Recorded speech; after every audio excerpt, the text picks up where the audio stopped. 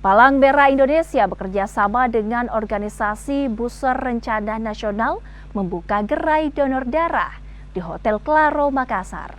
Kerjasama ini dilakukan untuk memudahkan masyarakat yang ingin mendonor.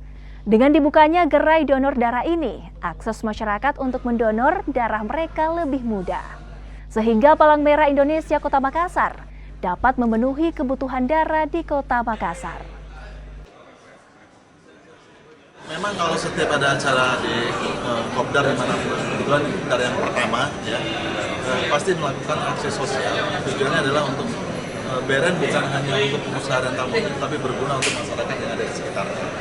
Besok juga kita akan mengadakan kunjungan ke panti asuhan.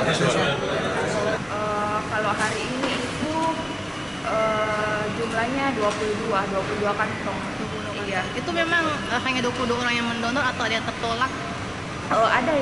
Ada yang ditolak karena ada beberapa tensinya yang tinggi atau mungkin dia begadang jadi tidak lolos.